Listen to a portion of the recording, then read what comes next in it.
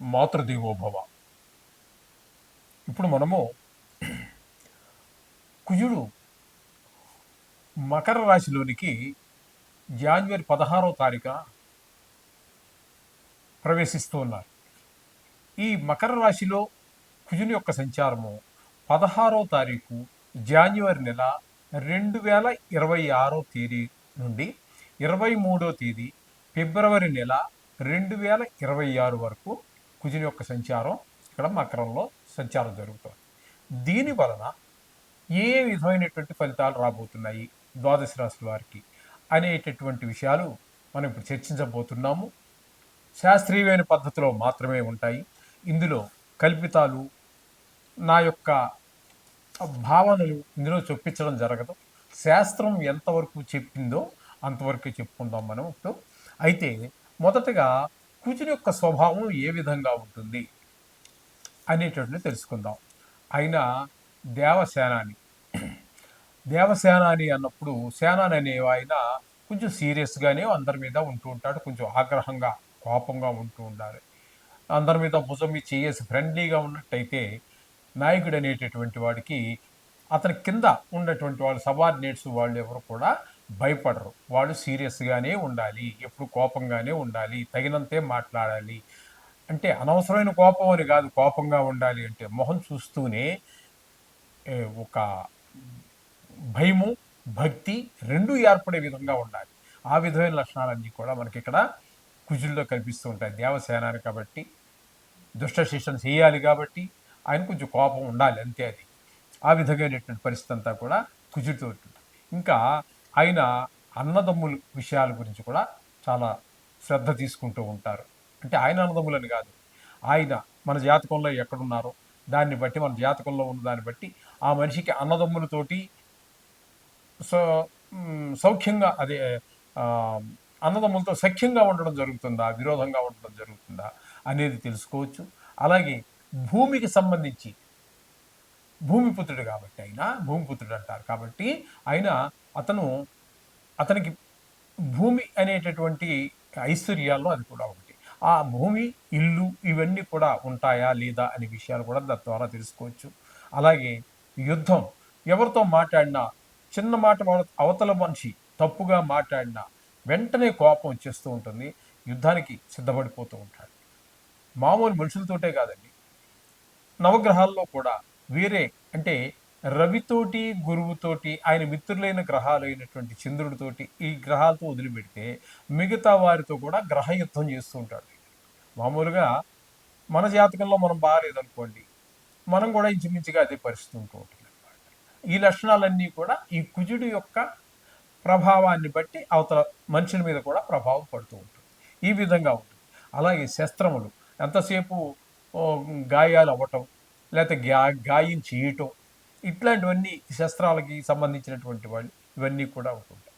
సహజంగానే వీళ్ళకు ఉన్నటువంటి లక్షణాలను బట్టి మనం చూసుకున్నట్టయితే వీరు ఎక్కువగా మిలిటరీలో ఆఫీసర్స్గా, లేకపోతే సైన్యంగా, అట్లు దాన్ని బట్టి వాళ్ళ యొక్క చదువును బట్టి మొత్తం మీద వీళ్ళు రాణించేటటువంటిది ఎక్కువగా మిలిటరీకి సంబంధించి దేశాన్ని కాపాడటం, ఇట్లాంటి వాటిలోనే వారి యొక్క ప్రతిభ బయటపడుతూ ఉంటుంది. వారు ఎక్కువగా మిలిటరీలో కనుక తీసుకున్నట్టయితే, మనం ప్రయత్నం చేసి అక్కడ వాళ్ళ యొక్క డేట్ ఆఫ్ బర్త్లు అవి తీసుకున్నట్టయితే మనం పరిశీలిస్తే వాళ్ళే 100కి 90 మంది పైన ఈ కుజుని యొక్క ప్రభావంతో ఉన్న వాళ్ళే ఉంటారు అక్కడ మీకు. ఈ విధమైనటువంటి సత్వం కలిగినటువంటి వాడు ఈ కుజుడు.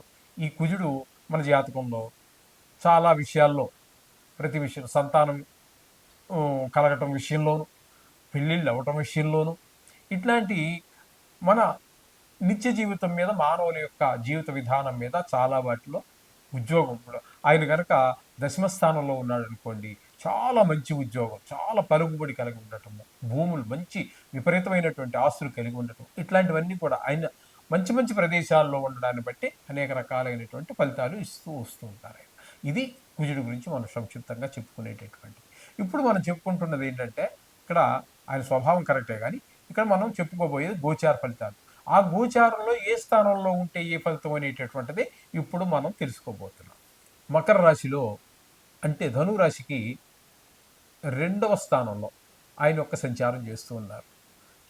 ఎప్పటి నుంచి ఎప్పటి వరకు అంటే 16వ తారీఖు జాన్యువరి నెల 2026 నుంచి 23వ తారీఖు ఫిబ్రవరి నెల 2026 వరకు సుమారుగా 38 రోజుల పాటు అక్కడ సంచారం చేస్తూ ఉన్నారు.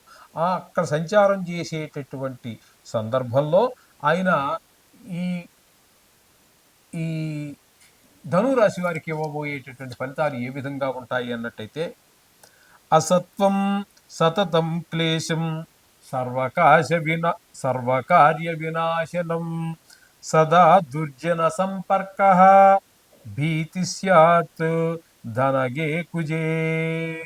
ధనగే అంటే రెండో స్థానాన్ని ధనస్థానం అంటారు. ధనస్థానంలో కనుక కుజుడు ఉన్నప్పుడు ఇచ్చేటటువంటి ఫలితాలు ఇప్పుడు చెప్పారనమాట. మన శ్లోకంలో ఏంటి అర్థం తెలుసుకుందాం.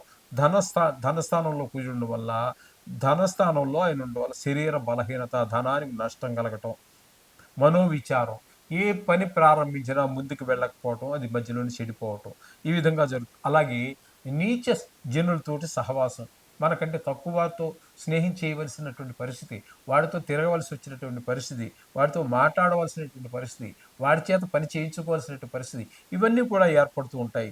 అనవసరమైనటువంటి భయాలు కూడా కలుగుతూ ఉంటాయి. ఇవి రెండవ స్థానంలో కనుక కుజుడు సంచరించేట కాలం కాబట్టి ఈ ధనురాశి వారికి ఈ విధమైన ఫలితాలన్నీ కుజుడు ఇవ్వబోతున్నారు. అర్థమైంది కదండి. ప్రముఖంగా చెప్పుకోవాలి అన్నట్టయితే కుజుడు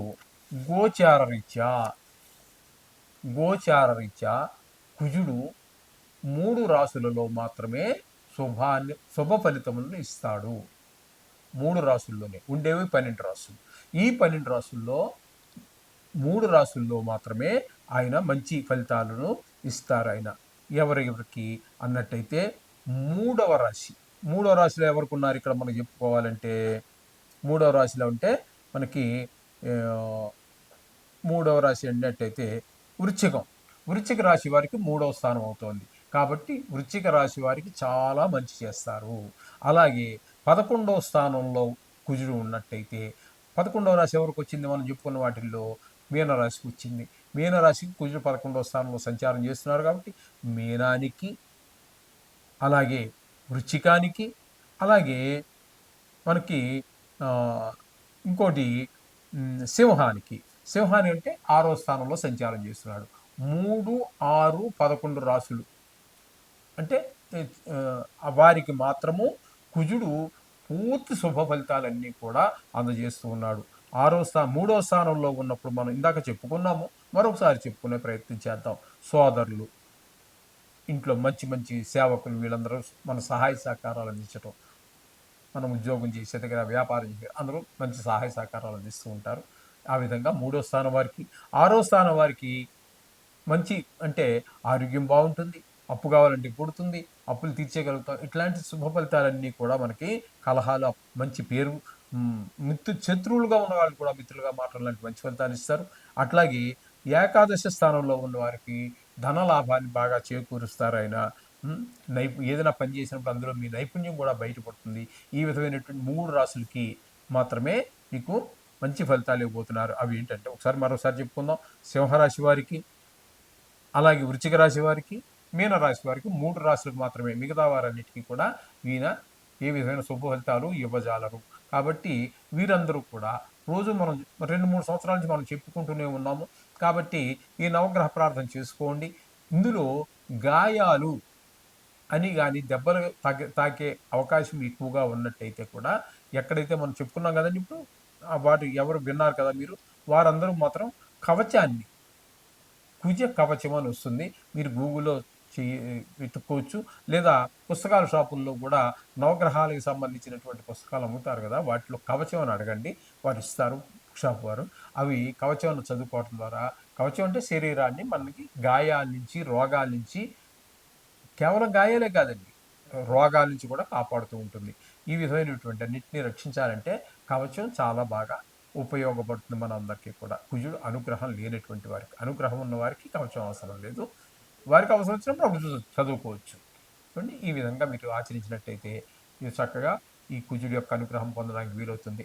తద్వారా ఆయన యొక్క చెడు ప్రభావం వల్ల కలిగేటటువంటి ఈ ఏవైతే మన దుష్ఫలితాలు ఉన్నాయో వాటి నుంచి మనం తప్పకుండా బయటపడే అవకాశం. శుభం భూయాత్.